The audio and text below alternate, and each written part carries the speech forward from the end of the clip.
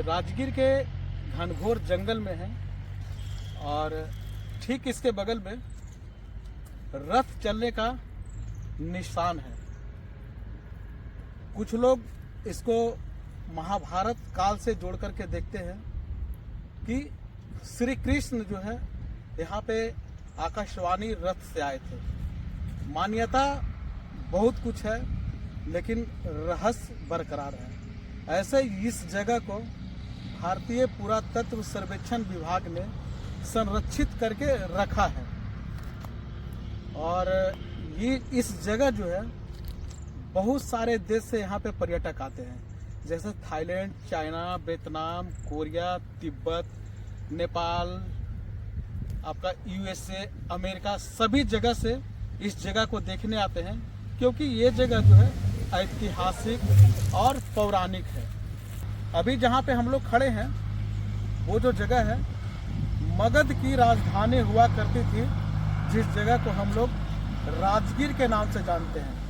ऐसे राजगीर को रामायण और महाभारत में कई नामों से हम लोग इस जगह को जानते हैं, जैसे महाभारत और रामायण में बसुमती, गिरिब्रज इस नाम से जानते हैं।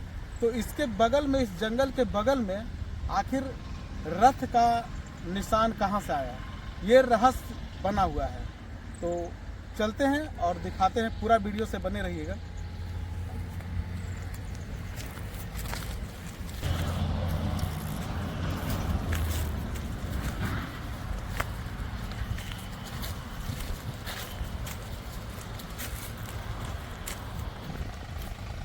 यहीं पे है वो जगह और पीछे में ये देखिए पत्थर का बहुत बड़ा वॉल जा रहा है। ये वॉल जो है आर्कियोलॉजिकल सर्वे ऑफ इंडिया ने इसको संरक्षित करके रखा है। इसके अंदर जो है रथ का निशान है जो कि करीब यहाँ से 200 मीटर लंबा ऐसे लगता है जैसे रथ चला है। चलते हैं नीचे।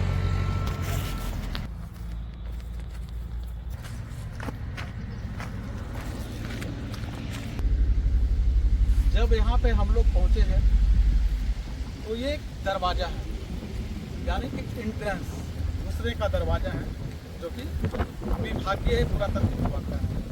हमारे साथ हमारे मित्र लोग हैं, दोस्त लोग हैं। क्या नाम है आपका? पंकज साहब। पंकज साहब। तुम्हारा? सिंपू। तो विभाग में ही काम करता है। तुम्हारा जी? बता बेटा क्या नाम है? क्या बौना नाम है इसका? बौना का नाम लेते हैं तो विष्णु भी अवतार लिए थे और ये समझिए कि कृष्ण के धरती पे अवतार लिया है। इसका नाम है बौना। बौना ना, स्माइल कर दो इधर कैमरा में, हंसो जरा सा। हाँ हंसता। अच्छा, ये क्या जानते हैं इस जगह के बारे में? कहाँ से आदमी आते हैं पर्यटक? यहाँ आते हैं थाईलैंड से, म्यांमार, श्रीलंका, चाइना, जापान, रूस, सभी जगह से यहाँ आते हैं। क्या है, क्या कहते हैं इस जगह को, क्या नाम है? इस जगह का नाम रथ चक्र का निशान। अच्छा, किसका है रथ चिन्ह, किसका है? ऐसा महाभारत का लिंग बोलते हैं, कृष्ण भगवान का रथ का निशान बोला जाता है। अच्छा। हम लोग का लेकिन पुरातत्व विभाग तो कभी ये वर्णन नहीं किया कि ये कृष्ण का है। नहीं, ऐसा उन लोग आते हैं तो कहते हैं बुद्ध का, ऐसा लोग कहते हैं यहाँ के बिम्बिसार राजा का, अच्छा, ऐसा कोई बोलते हैं कर्ण का, अच्छा। ऐसा लोग मानते हैं। मतलब कि जो लोग जो आते हैं वो अपने धर्म से जोड़ करके देखते हैं। हाँ, अपना अपना धर्म से जोड़ के देखते हैं। बौद्धिस्ट लोग ये कह रहे हैं कि बौद्ध का है, बौद्ध का बिम्बिसार का रथ है। जी, ठीक है। जी। बाकी जो भी है, जो हिंदू धर्म है वो बताते हैं कि कृष्ण का रथ का है। बाकी सबका अलग अलग कथा है। अलग अलग। लेकिन आखिर किसका होना चाहिए? ऐसा तो कृष्ण का ही रथ चलता था पहले। कृष्ण का रथ चलता था। जी। तो कृष्ण तो राजगीर में समझिए कि वो आकाशवाणी रथ से आए थे। यहाँ जो है बहुत सारा राजा थे। जरासंध जो कि सबसे शक्तिशाली राजा था। जी जी, ठीक है। जरासंध, बिम्बिसार, अजात शत्रु। ठीक है। तो उस समय जो है वो सबका रथ चलता होगा। हाँ, वो तो सबका रथ। ये रास्ता भी हो सकता है। रास्ता भी हो सकता है, जैसे आज का डेट में ये। अच्छा, जो भी हो, सभी लोग का मानना है। लेकिन ये पुरातत्व विभाग सिर्फ इस जगह को रथ चिन्ह निशान कहते हैं। बाकी जिसको जो मानना है, जो भी मान्यता है वो मानिए और राजगीर जरूर एक बार आइए, इस जगह को विजिट कीजिए। चलते हैं अंदर। यही रथ का निशान है।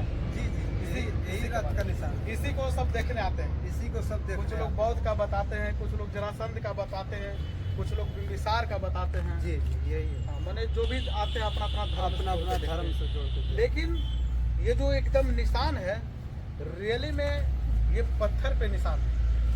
और पत्थर पे निशान कैसे बना, ये रहस्य की बात है। रहस्य पत्थर पे निशान बनना, जैसे मिट्टी है वहाँ तो निशान बन जाता है, ट्रक वगैरह का, लेकिन पत्थर पे निशान है। अब बहुत लोग ये पूछेंगे कि पत्थर पे निशान है, तो कोई बनाया नहीं है, कोई बना हुआ नहीं, ये समझिए कि गॉड गिफ्टेड है, ये भगवान का देन है। ये भगवान का चीज, किसी का रथ कब हो, लेकिन ये रथ का निशान है, ये हकीकत है। हकीकत ये है। हकीकत। लेकिन मेरे ख्याल से ये एक रास्ता होगा, क्योंकि यहाँ पे बहुत सारे राजाओं का भी रथ चलता था। तो उसका जो होगा लोहा का चक्का होगा, भारी भरकम। तो लोहा से क्या होता है कि पत्थर जो है खियाता होगा बार बार, और इसी रास्ता से बार बार जाता होगा, तो ये निशान बन गया। ऐसा भी लोग बोलते हैं भैया कि पहले के जमाने में ये लोहा का नहीं, जो पत्थर है तो पत्थर का ही चक्का रहता है। अच्छा, ऐसा लोग बोलते हैं इतिहास हाँ, में, पत्थर का भी चक्का हो पत्थर सकता का भी चक्का हो सकता है। तो हम लोग एक अनुमान लगा रहे हैं, हाँ, ऐसा भी बोलते लेकिन हैं। यही वो रथ की निशान है। और सबसे बड़ी बात ये है कि यहाँ पे बहुत सारे इनक्रिप्शन है, लिपि है, जो कि पहले के लोग यहाँ पे कुछ लिपि लिख चुके हैं, जो आज तक इसको कोई नहीं पढ़ पाया है। लिपि थोड़ा सा हम दिखाना चाहेंगे, आप आइए थोड़ा सा। ये देखिए यहाँ लिपि है, ये दिखाइए उसको।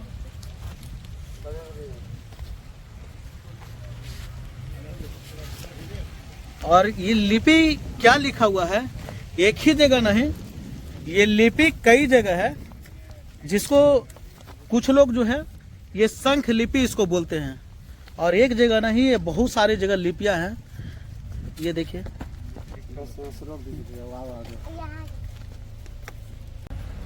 रहस्यमय जगह है। आखिर रथ का निशान कैसे बना, किन राजाओं का है, किन भगवान का है, ये रहस्य से पर्दा कब उठेगा। और इस तरीका का यहाँ पे निशान है, जैसे कि कुछ लोग बताते हैं, कहते हैं कि यहाँ पे श्री कृष्ण आए थे और जरासंध से युद्ध करने आए थे। जरासंध की सेना इतनी मजबूत थी कि राजगीर में एक परिंदे भी पैर नहीं मार सकते थे। जब यहाँ से आकाशवाणी श्री कृष्ण का रथ आया, ये लोगों का मान्यता है, दंत कथा है, ये कभी आर्कियोलॉजिकल सर्वे ऑफ इंडिया जो विभाग है इसका कभी प्रमाण नहीं है, लेकिन जो हम बता रहे हैं वो यहाँ का दंत कथा है। लोग कहते हैं कि जब श्री कृष्ण का रथ यहाँ पे आकाशवाणी उतरा, तो यहाँ पे जरासंध का जो सेना था, ये चारों तरफ से यहाँ पे घेर लिया। जब घेर लिया तो जो लड़ाई हुआ, कुछ लोग इसको जो बताते हैं कि ये घुटने की जैसे ऐसे करते युद्ध करते तो ये होता है। तो इतने भारी भरकम यहाँ का राजा थे कि अगर फैट से ऐसे मारते थे तो पत्थर में निशान हो जाता था। तो ये मेरा कहना नहीं है। आगे डिस्क्रिप्शन है, लिपि है, एक लिपि तो यहाँ पे है,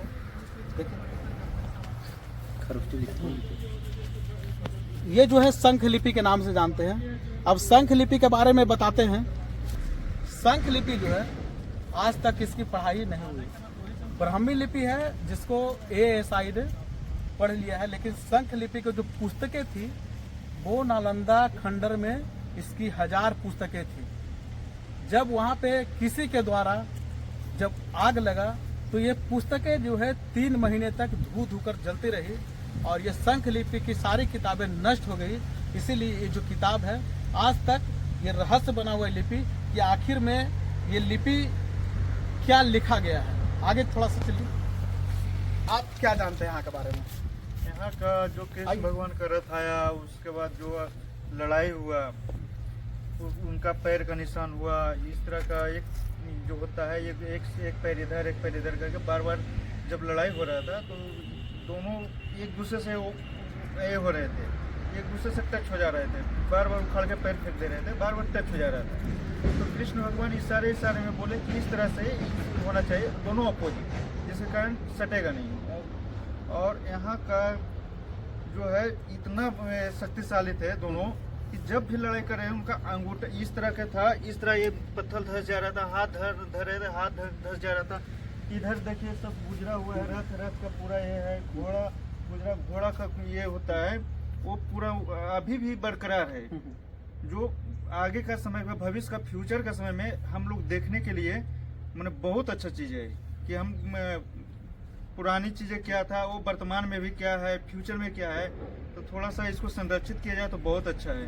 चलिए, संरक्षित होना भी चाहिए। और ये जो बता रहे थे कि युद्ध हुआ, श्री कृष्ण आए थे यहाँ पे, और उनका एक ही मकसद था कि जो यहाँ का चक्रवर्ती राजा जो जरासंध थे उनसे युद्ध करना था, क्योंकि उनकी जो दुश्मनी थी, उनकी दुश्मनी की कहानी पता है क्या है? नहीं, जरासंध की 2 पुत्री थी, अस्ति और प्रस्ति। दोनों का विवाह जो है मथुरा में हुआ कंस से। कंस को जो है श्री कृष्ण ने मार दिया। उसकी बेटी जो है विधवा हो जाती है, तो जरासंध जब यहाँ से पत्थर मारते थे तो वो मथुरा में गिरता था। मथुरा को तहस नहस कर दिए। तब कृष्ण को जो है, कृष्ण ने द्वारका में रहना शुरू किया। द्वारका में एक प्लान बनाए, पांडवों को लेकर के राजगीर में आए।